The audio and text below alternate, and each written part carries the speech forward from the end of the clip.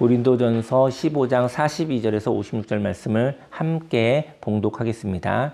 죽은 자의 부활도 그와 같으니 썩을 것으로 심고 썩지 아니할 것으로 다시 살아나며 욕된 것으로 심고 영광스러운 것으로 다시 살아나며 약한 것으로 심고 강한 것으로 다시 살아나며 육의 몸으로 심고 신령한 몸으로 다시 살아나나니 육의 몸이 있은즉 또 영의 몸도 있느니라.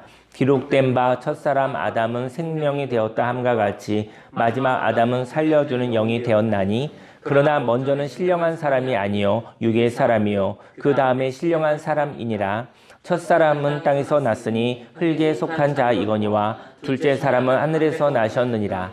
무릇 흙에 속한 자들은 저 흙에 속한 자와 같고 무릇 하늘에 속한 자들은 저 하늘에 속한 이와 같으니 우리가 흙에 속한 자의 형상을 입은 것 같이 또한 하늘에 속한 이의 형상을 입으리라. 형제들아 내가 이것을 말하노니 혈과 육은 하나님의 나라를 이어받을 수 없고 또한 썩는 것은 썩지 아니하는 것을 유업으로 받지 못하느니라. 보라 내가 너희에게 비밀을 말하노니 우리가 다 잠잘 것이 아니요 마지막 나팔의 순식간에 호련히 다 변화되리니 나팔 소리가 나매 죽은 자들이 썩지 아니할 것으로 다시 살아나고 우리도 변화되리라. 이 썩을 것이 반드시 썩지 아니할 것을 입겠고 이 죽을 것이 죽지 아니함을 입으리로다. 이 썩을 것이 썩지 아니함을 입고 이 죽을 것이 죽지 아니함을 입을 때에는 사망을 삼키고 이기리라고 기록된 말씀이 이루어지리라. 사망아 너의 승리가 어디 있느냐? 사망아 내가 쏘는 것이 어디 있느냐? 사망이 쏘는 것은 죄요 죄의 권능은 율법이라. 아멘. 오늘 이 시간 본문 말씀을 근거로 상실은 부활의 씨앗을 만들고 오늘은 부활의 날입니다 라는 제목으로 하나님의 말씀을 증거하도록 하겠습니다. 고린도전서 15장 말씀이 부활에 대한 얘기가 가득하더라고요. 그리고 굉장히 길더라고요. 그래서 몇 주간 부활에 대한 이야기를 나누게 되었는데요. 저희 여러분들이 부활에 대한 이야기를 한번 깊게 생각하는 시간이 되었으면 좋겠습니다. 부활에 대한 관심이 있는 사람들이 있었습니다. 부활은 온전함을 의미하는 것이죠. 만일 부활이 부족한 모습으로 이루어진다면 저희 여러분들이 다시 살아나는데 부족한 모습으로 이루어지는 거예요. 다시 말해 미워하는 마음으로 죽었어요. 근데 미워하는 마음으로 다시 살아난 거예요. 이것을 부활이라고 얘기할 수 없죠.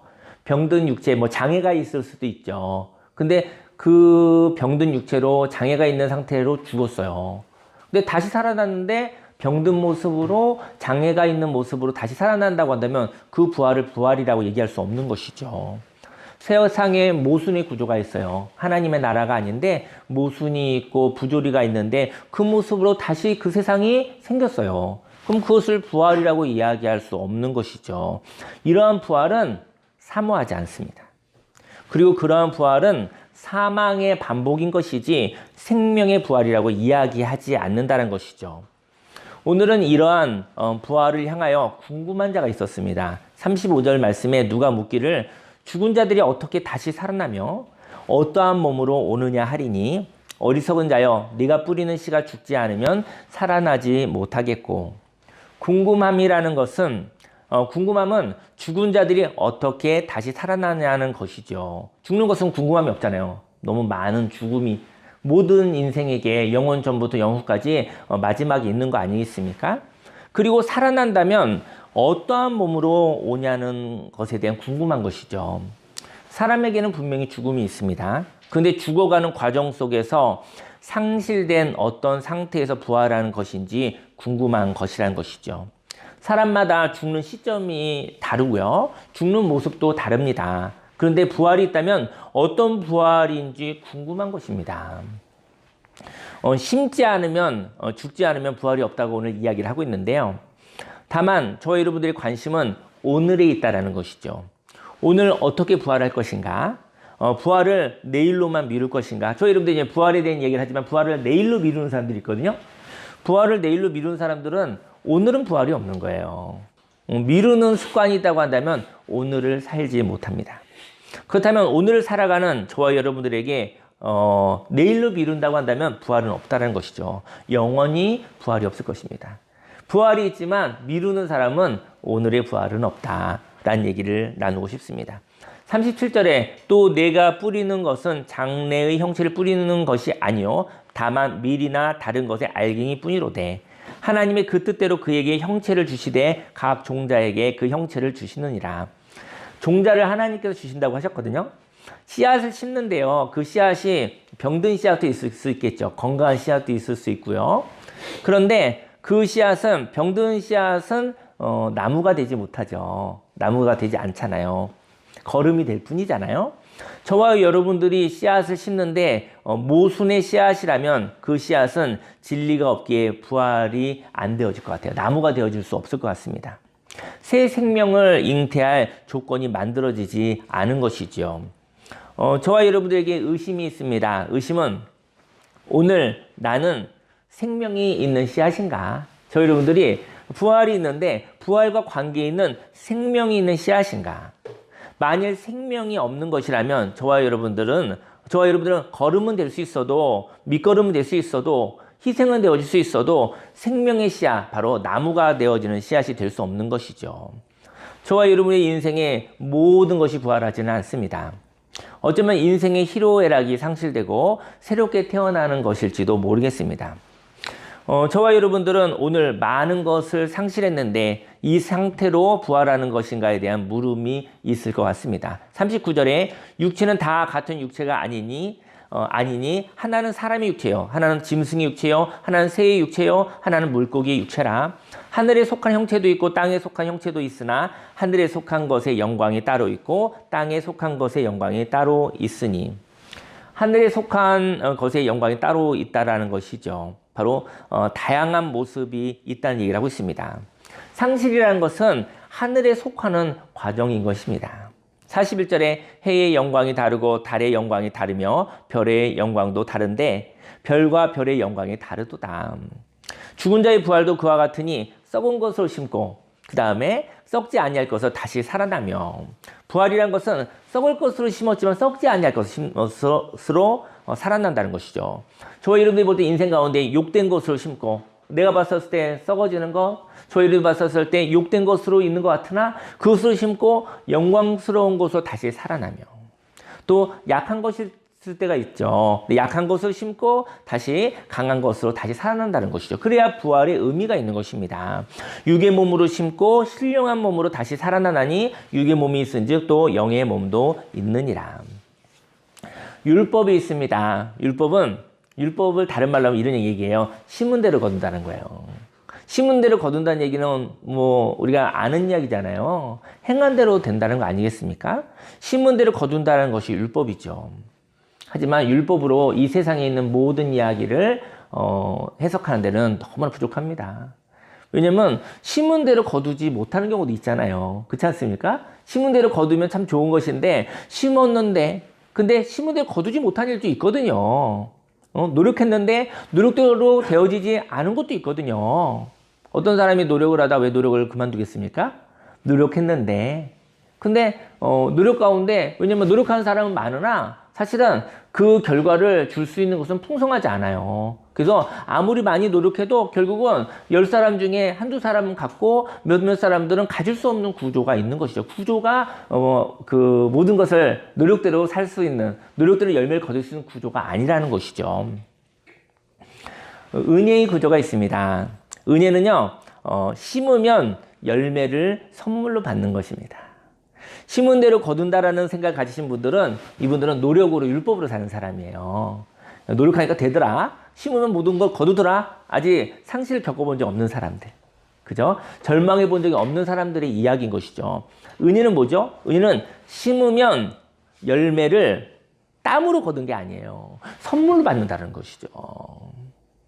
저와 여러분들의 삶에 저와 여러분들이 삶을 살면 하나님의 개입이 있어서 하나님이 열매를 선물로 주신다는 것이죠. 저희 여러분들이 만약 창고가 있는데 창고에 무엇인가 저장하잖아요. 저장하면 그 저장한 대로 나옵니까? 거기에도 분명히 없어지는 게 있어요. 상실이 있어요. 저장하면 저장한 대로 나온다면 아주 잘한 거예요. 그런 시기를 잘 시기를 놓치지 않은 거예요. 아무리 좋은 저장소를 할지라도 시기가 좀 넘어가면 그중에 버려야 될 것이 있습니다. 그래서 비교적 버릴 것이 적으면 저장을 잘하신 것입니다. 근데 창고에 넣었는데 그 창고에서 뺄 때 상한 대로 창고에서 빼는 일이 있다라는 것이죠. 하나님께 심으면요, 그것은 상하지 않아요. 저희 여러분들이 저장소가 있잖아요. 나름대로 저장소가 있잖아요. 근데 거기에는 넣었다가 본전을 찾으면 잘하는 거예요. 근데 그거보다 조금 조금 손해 입으면 아주 잘하는 거예요. 근데 하나님께 심으면 그것은 상하지 않고 온전한 열매를 거둔다라는 것이죠. 45절에 기록된 바 첫사람 아담은 생명이 되었다 함과 같이 마지막 아담은 살려주는 영이 되었나니, 첫사람 아담은 생명이었습니다. 그런데 첫사람 아담은요, 생명이었는데 여기에 회복력이 없었다는 거죠. 회복력이 없었다는 것이죠. 살아있는 생명은요, 조금씩 죽어가고 있습니다. 살아있는 생명은 조금씩 상실되고 있는 것이죠. 그것이 바로 섭리인 것이죠. 그리고 없어져 가는 것입니다. 저와 여러분들은 생명으로 살아가는 것입니다. 이렇게 사람은 살고 있지만, 살고 있다는 것이죠. 죽어가고 있습니다. 여기에 소망이 없습니다. 다만 인생 가운데 슬픔만 있을 뿐인 것이죠. 하지만 예수님을 뭐라고 얘기했냐면 마지막 아담이라고 하였거든요. 마지막 아담은 살려주는 영이 되었다고 말씀하고 있습니다. 처음 아담이 있었고 그 다음에 두 번째 아담이 있었어요. 그 다음에 세 번째 아담이 되었던 것이죠. 저희 여러분들이 그런 아담인 거예요. 사람인 거예요. 근데 생명으로 살아있는 생명이지만 결국은 죽어가는 생명인 것입니다. 그들은 생명이 되었고 생명을 소멸시키며 살아가고 있습니다. 하지만 예수님을 통하여 회복이 있는 사람이 되었습니다. 그래서 그 다음 사람이 없어도 되는 것이죠. 왜 예수님이 왜 마지막 사람이 되었을까? 왜냐하면 예수님에게 회복이 있었기 때문이에요. 예수님에게 부활이 있었기 때문에 예수님 다음에 또 다른 사람이 필요 없는 거예요. 첫 번째 아담을 닮은 첫 번째 아담, 살았으나 죽어가는 사람들은 계속 이어지고 있었습니다. 근데 예수님이 마지막 아담이 된 것은 예수님 이후는 더 필요가 없는 거예요. 왜냐면 회복이 있는 사람은, 부활이 있는 사람은 그 사람이 마지막 아담인데 예수님을 진정한 사람이라고 하나님이 말씀하신 것이죠. 회복이 있는 사람이 바로 하나님의 형상입니다. 회복 있는 사람이 하나님의 자녀인 것이죠. 예수님을 통하여 회복이 있는 사람이 되었습니다. 그래서 그 다음 사람이 없어도 되는 것이었죠. 그래서 예수님은 마지막 아담이었습니다. 진정한 사람, 하나님의 자녀였던 것입니다. 사는 것은 주어진 삶을 사는 것을 통하여 소모되고 소비되는 것을 의미하거든요. 살려주는 영은 생명의 원리를 깨달아 회복하는 거, 공급받는 거, 생산하는 거, 창조하는 것을 의미합니다. 46절 말씀에 그러나 먼저는 신령한 사람이 아니요 육의 사람이요 그 다음에 신령한 사람이니라. 첫 사람은 땅에서 났으니 흙에 속한 자이거니와 둘째 사람은 하늘에서 나셨느니라.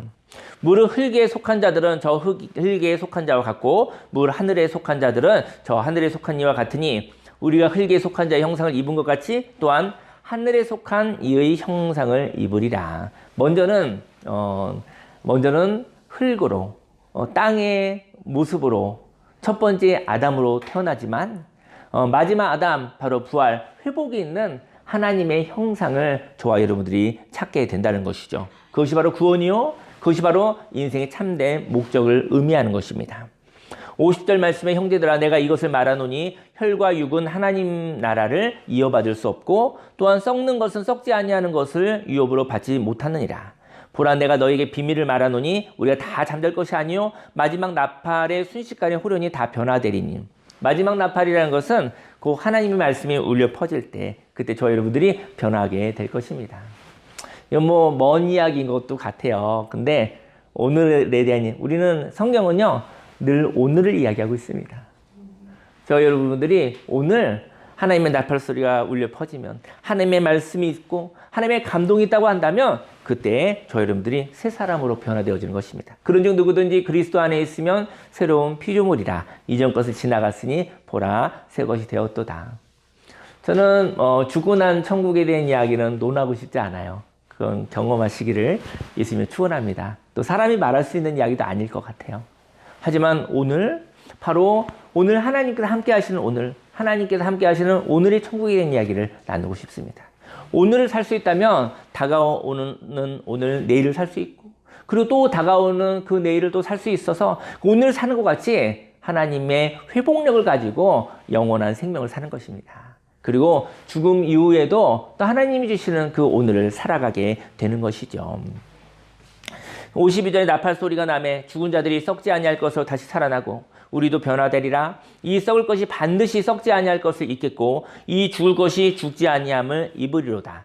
이 썩을 것이 썩지 아니함을 입고 이 죽을 것이 죽지 아니함을 입을 때에는 사망을 삼키고 이기리라고 기록된 말씀이 이루어지리라.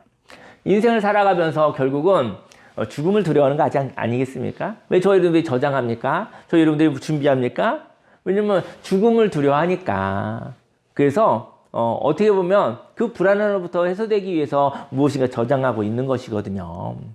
저희 여러분들이 만약에 죽음이 두렵지 않다고 한다면, 저희 여러분들이 불안하지 않다고 한다면 오늘을 생명 있게 하나님이 주신 생명으로 풍성하게 살아가게 될 것입니다. 죽음은 저와 여러분들에게 분명히 있지만 그 죽음을 두려워하지 않으시기를 예수님으로 축원합니다. 때가 되면 죽는 거잖아요. 그리고 또 새로운 생명을 살면 되는 거잖아요. 하지만 죽음을 두려워하여 하나님이 주신 것을, 하나님이 예비해 주신 것을 누리지 못하고 살아가는 사람들이 있습니다. 하나님은 그 사람들을 향하여 사실은 구원하고 싶은 것이죠.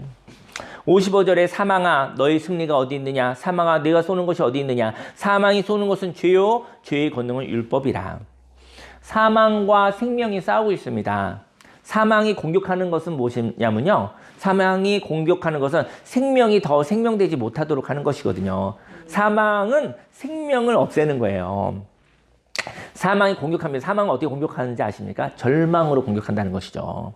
사망이 사람에게 소망을 얻게 만들어요. 절망이 되어지면 몸은 살아있으나 마음과 영혼은 죽어가거나 죽은 것인 것이죠. 절망은 이렇게 얘기하죠. 결국은 끝났어. 다시는 살아나지 못해. 회복할 수 없어 라고 말하는 것이죠. 이러한 절망은요, 계속 도달하지 못할 기준을 이야기한다는 것이죠. 여러분들 기준이 높으면 절망이에요. 기준이 높아서 절망하는 거예요. 도달하지 못하는 기준을 가지고 있는 사람들이 절망하는 거예요. 자신에게 관대하지 못하고 자신의 기준이 너무 높아서 자기를 들볶고 있는 거예요. 그 사람에게 완벽주의가 절망을 하는 거죠. 완벽하지 않잖아요. 완벽주의를 가진 사람은 절망할 수밖에 없습니다. 저와 여러분들은 완벽하지 않습니다. 저희 여러분들은 완벽하고 싶지만 완벽하지 않고요. 저희 여러분들은 은혜로 선물로 사실 살아가는 것이죠.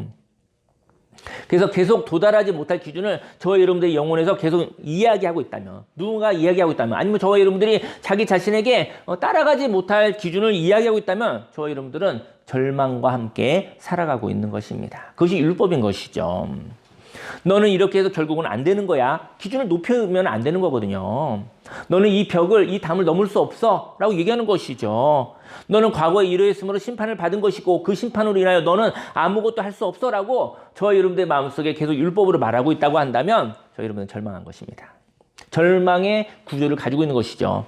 나는 새로운 삶을 살고 싶어. 나는 새롭게 시작하고 싶어. 이렇게 이야기하지만 그러한 이야기는 더 이상 절망 앞에 소용이 없는 것이죠. 왜냐하면 도달하지 못할 율법을 통해서 오늘 새로운 시작을 한다 해도 결국은 헛수고가 되기 때문인 것입니다. 저희 여러분들이 살아있으니까 살아보려고 하는데 기준이 높으면 결국은 안 되는 거야. 저희 여러분들 그런 우울함이 있는 거예요. 그런 절망감이 있는 거예요. 결국은 안 되는 거잖아. 그럼 오늘 저와 여러분이 살고 싶겠습니까? 무엇인가를 한번 시도해보고 싶겠습니까? 그렇지 않은 것이죠. 57절에 우리 주 예수 그리스도로 말미암아 우리에게 승리를 주시는 하나님께 감사하노니. 승리가 있습니다. 승리는 절망과의 전쟁입니다. 승리를 하면 소망이 있거든요. 저희 여러분들이 인생이 정말 녹록지 않고 또 어렵고 힘들다 할지라도 저희 여러분들이 소망이 있다고 한다면 저희 여러분들은 절망과의 전쟁에서 승리한 자인 것입니다. 인생 가운데 할 수 없어라는 절망으로부터 승리한 것이죠. 절망의 최고봉인 사망을 경험하시고 그 사망을 넘어서 다시 살아날 수 있다는 것이죠. 예수님이 십자가에서 죽으셨습니다. 첫 번째 아담의 길을 예수님도 첫 번째 아담의 길을 걸어가셨어요. 근데 여기에 머무르지 않으시고 두 번째 아담은 살리는 영으로 사망을 이기셨다는 것이죠. 예수 그리스도로 말미암아 우리는 사망으로부터 승리하는 삶을 선물로 받았다는 것이죠. 사망에서 다시 살아나는 모습을 보며 소망을 갖습니다. 예수님이 죽으시고 부활하신 모습을 보고 우리는 죽음을 이기신 분을 보고 소망을 갖는다는 것이죠. 예수님이 요한복음 1장 12절 말씀에 영접하는 자, 곧 그 이름을 믿는 자들에게는 하나님의 자녀가 되는 권세를 주셨으니, 예수님이 이렇게 말씀하십니다. 너도 이 길을 가면 부활할 수 있단다라고 말씀을 하시는 것이죠. 저 여러분들의 힘으로 부활하는 거 아닙니다. 기료 진료 생명 되신 예수님이 걸어가신 그 길을 따라갔을 때 그때 사망을 넘어 부활의 열매를 맺는 길이 있다는 것이죠. 58절 말씀에 그러므로 내 사랑하는 형제들아 견실하며 흔들리지 말고 항상 주의 일에 더욱 힘쓰는 자들이 되라. 이는 너희 수고가 주 안에서 헛되지 않은 줄 알미라. 음악을 틀어주겠어요? 율법으로 심을 것인가? 율법으로 심으면 심은 대로 거두는 것이거든요. 그런데 저와 여러분이 지금 상실한 상태에서 심으면 지금 이 모습대로 부활하겠죠? 그렇다면 이러한 부활은 의미가 없는 거예요. 저 여러분들이 지금 누구나 상실이 있잖아요. 근데 다시 삶을 주시는데 이 모습으로 되어진다 한다면 절망한 자들에게는 그 부활은 소용없는 것이라는 것이죠. 하지만 상실을 통하여 절망하였고 슬퍼하였고 그 상실을 통하여 상실의 이전을 꿈꾸게 되었습니다. 저희 여러분들이 상실은 슬픈 일이나 상실을 통해서 상실 이전을 그 가치를 깨닫기를 예수님으로 축원합니다. 슬프지만 상실 이전이 얼마나 고마웠었던 것인지, 상실 이전이 얼마나 당연한 것이 아니라 하나님이 주신 선물 너무나 소중한 것이었다는 것을 만약에 깨닫는다고 한다면 상실은 슬프고 아픈 것이나 그 값은 지불할 만하다는 것이죠. 예수님이 십자가의 죽음의 값은 엄청난 값이지만 만약에 부활을 통해서 그 십자가를 통과하여 잃어버리고 싶지 않은 상태를 꿈꿀 수 있다고 한다면 십자가의 죽음은 의미가 있다는 것이죠. 저와 여러분들이 가지고 있는 것이 그 생명이 얼마나 소중한 것이 모른다고 한다면 상실을 통해서밖에 알 수 없다는 것이죠. 상실을 통해서 절망하였고 슬퍼하였고 그 상실을 통하여 상실하기 이전을 꿈꾸게 되었습니다. 만일 내가 진리를 알았다면 상실하지 않았을 텐데 하는 속상함이 있습니다. 오늘은 상실하였지만 진리가 남았다는 것이죠. 저 여러분들에게 진리가 남기를 원합니다. 오늘은 진리를 알기에 하나님의 말씀이 있기에 온전한 삶을 꿈꿉니다. 상실을 통해서 저 여러분들이 씨앗이 된다는 것이죠. 소망이 있다는 것은 유전자 지도처럼 하나님의 뜻이 있는 것을 의미합니다. 히브리서 11장 1절 3절 말씀에 믿음은 바라는 것들의 실상이요 보이지 않는 것들의 증거니 선진들이 이로써 증거를 얻었느니라. 믿음으로 모든 세계가 하나님의 말씀으로 지어진 줄을 우리가 아나니 보이는 것은 나타난 것으로 말미암아 된 것이 아니니라. 십자가가 없었다면 오늘 꾸는 꿈은 사라질 것을 바라보는 꿈이었을 것입니다. 만약에 상실이 없었다면 저 여러분들이 꾸는 꿈은요 사라질 것을 바라보는 꿈이라는 것이죠. 저 여러분들이 꾸는 꿈이 결국은 없어질 허망한 꿈을 가지고 살았을 거라는 것이죠. 저 여러분들이 십자가를 중간에 경험했었을 때 허망한 꿈을 내려놓고 저와 여러분들이 허망한 꿈을 가지면 결국 없어질 꿈이잖아요. 이 꿈은 마지막 날에 저와 여러분들을 너무나 허무하게 할 것입니다. 허무한 것을 꿈꾸다가 그 꿈을 쫓으며 인생을 갈아 넣었다면 인생의 마지막 날 얼마나 속상할까요? 지난주에는 저희가 MBTI 검사를 했죠. 여러분들도 MBTI가 별건 아니지만 내 자신을 한번 이해하는 과정 정도면 좋을 것 같아요. 뭐 사람을 규정하는 것은 아니고 그 강사님이 그런 얘기 했잖아요. 저는 그 INFJ더라고요. INFJ 예언자형이더라고요. 예언자형 통찰력 내향적이고 직관적이고 감정적이고 계획형을 가졌더라고요. 저는 한 주간 계속 생각하게 되더라고요. 저는 계획과 약속을 구별하지 못하는 사람이에요. 그 J가 계획적인 사람이잖아요. 근데 제가 계획과 약속을 구별을 못해요. 여러분들은 계획과 약속을 구별하시나요? 계획은요, 바꿔도 되는 거예요. 계획은 바꿔도 되는 거잖아요. 이랬다 저랬다 하는 것이 계획이에요. 계획은 계획일 뿐. 근데 약속은요, 바꾸면 안 돼요. 근데 제가 계획과 약속을 구별을 못하는 사람이에요. 그러니까 속상한 일이 많아요. 사람들하고 계획을 하면 저는 그 계획을 꼭 지키려고 그래요. 너무 많이 힘을 쓰는 거죠. 계획이었는데 약속으로 받아들인 것이죠. 그래서 계획하면 수정을 스스로 잘 못해요. 수정하려면 그렇게 힘이 들어요. 무엇인가를 정하는 데는 또 힘을 굉장히 많이 쓰고 있어요. 지난주에도 많은 계획이 있었어요. 여러분들에게도 있었겠죠? 여러 가지. 근데 많은 계획이 있었는데 근데 그 계획을 저는 약속을 받아들여서 힘을 다해서 지키려고 했거든요. 근데 상대편은 수정할 수 있는 계획으로 받아들였더라고요. 소통이 안 된 거죠. 그래서 계획은 많이 수정됐어요. 저는 잠깐 혹시 헛수고 하였나 하는 속상함이 있었죠. 근데 덕분에 잘 쉬었어요. 계획이 이렇게 또 바뀌어지니까 저한테는 쉼이 있더라고요. 인생 가운데 약속했으면 하는 가치를 발견하기를 예수님을 축원합니다.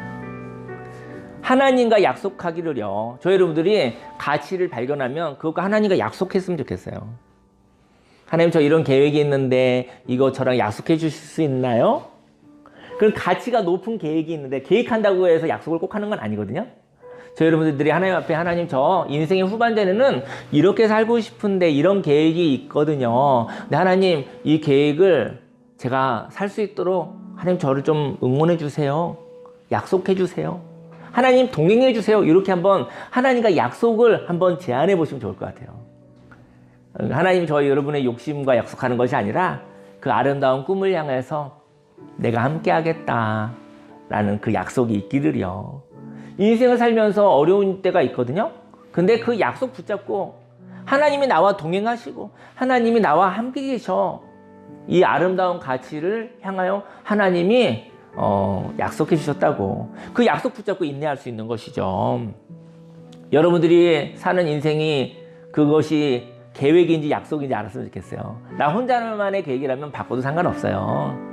근데 하나님과 약속한 것이라면 하나님께서 뒤짐지지는 않고 하나님이 저와 여러분과 동행하여 주실 것입니다. 인생 가운데 인생 후반전에 이렇게 살았으면 좋겠다는 계획서를 한번 이렇게 꿈꾸어 보시고요. 하나님과도 이야기하였으면 좋겠습니다. 상실의 과정은 씨앗을 만드는 것이거든요.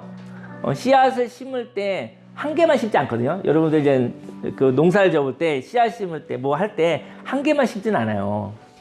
한 개 심고 안 날 가능성이 높잖아요. 한 주먹 이렇게 심거든요. 한 줌 심거든요. 그래야 거기서 그 나무가 돼요. 그게 되어지는데 씨앗을 여러 개 심는데 그 가운데 어떤 씨앗이 나무가 되는지 몰라요.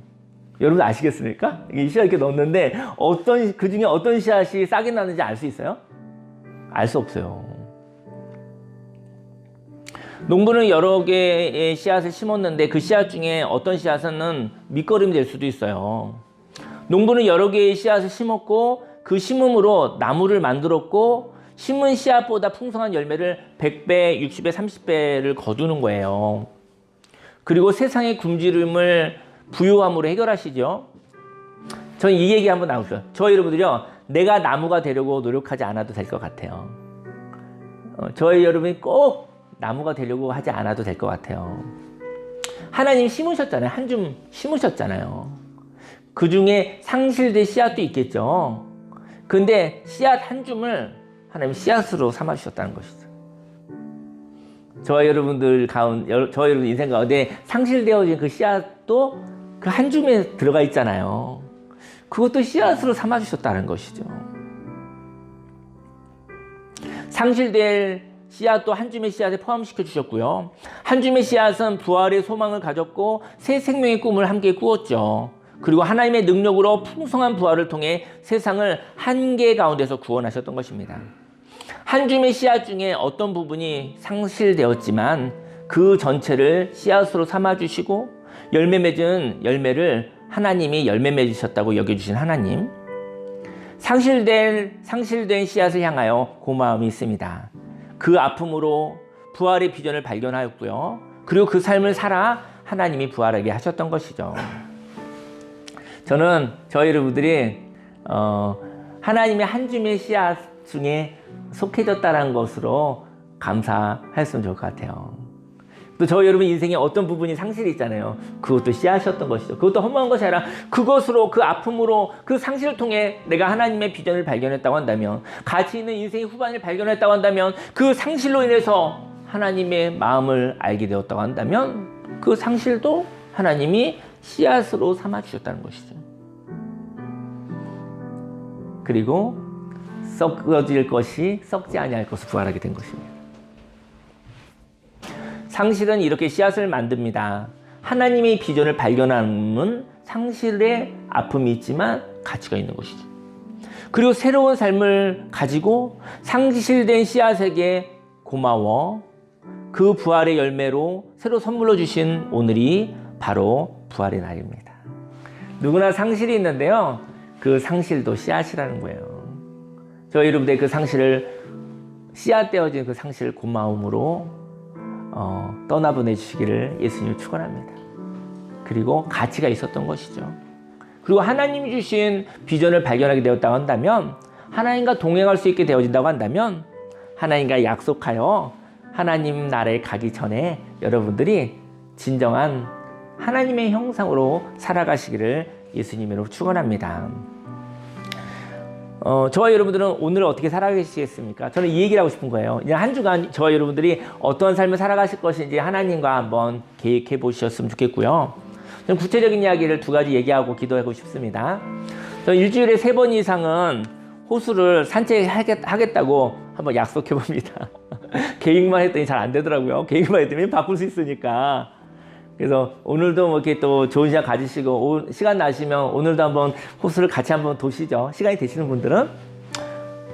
근데 3번은 해야겠더라고요. 3번은 해야겠더라고요. 그러니까 계획만 무성해서는 답이 안 오는데 계획 중에 가치 있는 일은 약속이 필요한 거예요. 그래서 제가 이제는 어제 제 아내와 약속을 했어요. 아니, 어떨 때는 5번도 했었거든요. 근데 한 3주 5번씩 했을 때 몸이 엄청 좋아지더라고요. 정말로 느껴질 정도로. 또 다시 바빠졌어. 그랬더니 일주일에 한 번 정도나, 한 번 정도밖에 못하거든요. 한 번 정도 하고는 안 되더라고요. 그래서 어제 호수를 같이 걸으면서 약속을 했어요. 우리 3번은 가자. 3번 이상. 저희 여러분들이 가치 있는 일은 계획만 하면 안 되고요. 약속을 하셔야 돼요. 그리고 또 하루에 한 번씩은 제가 글을 써보겠다고 약속을 해봅니다. 왜냐면 제가 글 쓸 게 좀 있거든요. 그런데 또 바쁘면 글 쓰는 일을 시작을 못 하는데, 하루에 한 번은 노트북을 열고 글을 쓰기 시작해. 쓰면 또 한두 시간 써요. 근데 그 약속이 필요한 것 같아요. 여러분들과 저의 삶 속에 계획은 하지만 약속으로 바꿀 일이 있어요. 하나님과 약속하시면 더 좋고요.